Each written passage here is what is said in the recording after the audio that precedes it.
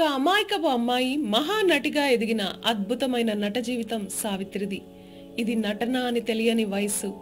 తనకి వచ్చిన అభినయాన్ని రంగస్థలమైన సినిమా అయినా ముగ్ధ మనోహరంగా నటించడమే ఆమెకు తెలిసిన విద్య. ఆ ఆకర్షణమైన ముఖవర్చస్సు, ఆమె నటించే విధానమే ఆమెకు ఎనలేని పేరు ప్రఖ్యాతులు తెచ్చిపెట్టింది. మహానటి సినిమా ద్వారా ఆమె జీవితం ప్రతి ఒక్కరికి తెలిసిన రహస్యం. 13 ఏళ్ల పసితనం తన జీవితాన్ని ముందుకు నడిపేందుకు పెదనాన్న మీద ఆధారపడవలసి వచ్చిన పరిస్థితులు, నటనలో తప్పుటడుగులు వేసే సమయంలో చిన్న చిన్న వేషాలు వేసినప్పటికీ హీరోయిన్ గా స్టార్ట్ అయిన కెరియర్, ఆమె నటించిన ప్రతి సినిమా ఒక అపురూపం. దేవదాసు సినిమా నుంచి అద్భుత మాయాజాలం మాయాబజార్, మిస్సమ్మ, కన్యాశుల్కంలో వేసిన పాత్ర ఓ ప్రయోగం, దేవత, తోడికోడళ్ళు, గుండమ్మ కథ, డాక్టర్ చక్రవర్తి, మూగ మనసులు, నాది ఆడజన్మే, ఇలా చెప్పుకుంటూ పోతే ఎన్నెన్నో. ఆమె నటించిన తొలి సినిమా దగ్గర నుంచి ఆఖరిగా ఆమె చేసిన గోరింటాకు సినిమా వరకు ఆమె ఉంటే ఆ సినిమా రేంజే వేరు. సావిత్రి నటిస్తే చాలు ఆ సినిమాకి హిట్ వస్తుందని చెప్పుకున్న సినిమాలెన్నో.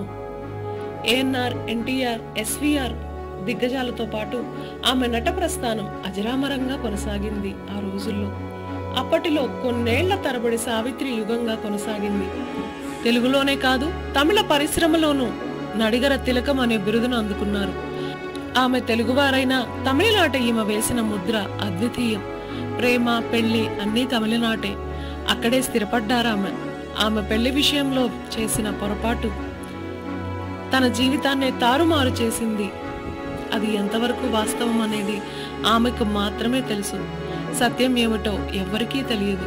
జమినీ గణేశన్ సావిత్రి చూసుకోకపోగా ఆమె చివరి దశలో అంత దయనీయంగా ఎందుకు కాలం చాలించాలి అనే ఓ ప్రశ్న ఈ రోజుకి ప్రతి ఒక్కరిలో మెదులుతుంటుంది. మరి సావిత్రి తనకు కాబోయే భర్త రెండో పెళ్లివాడు అని తెలిసి ఎందుకు తన ప్రాణం కంటే ఎక్కువ ప్రేమించాలి? ఆమె భర్తను చూసుకున్నట్లు ఎవ్వరూ చూసుకుని ఉండరు అని ఆమెను దగ్గరగా ఎరిగిన వారు చెప్పే తొలి మాట. పోనీ తనకు లేనిదంటూ ఏదైనా ఉందా?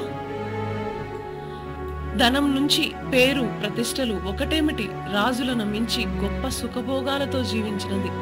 దానం చేసిందంటే తన చేతికే తెలియనివ్వదు అని చెప్పుకునే వారంతా. ఆ దాన ధర్మాలు అక్కరకు రాలేదా? వెలుగున్నంత వరకే మనిషికి విలువ. ఏదేమైనా ఈ రోజుకి సావిత్రి అంటే నటనకి ఒక నిఘంటువు. పాత తరం నుంచి ఈ తరం వరకు కళ్లతో, ముఖ కవలికలతో నటించే వారిని చూస్తే వెంటనే సావిత్రితో పోలుస్తాము. మరి మహానటిగా ఆమె తరతరాలు గుర్తుండిపోయింది. మరి సావిత్రి అంటే మాటలా? తన కుటుంబ జీవితాన్ని ముడిపెట్టుకోకుండా నటనలో తనకున్న పేరు, ఆ రోజుల్లో ఆమెకిచ్చే విలువ ఏ కొలమానాలతో కొలవాలి? ఈ రోజుకి ఆమెను గుర్తు చేసుకుంటున్నాము అంటే అది ఆమె నటనా కౌశలం.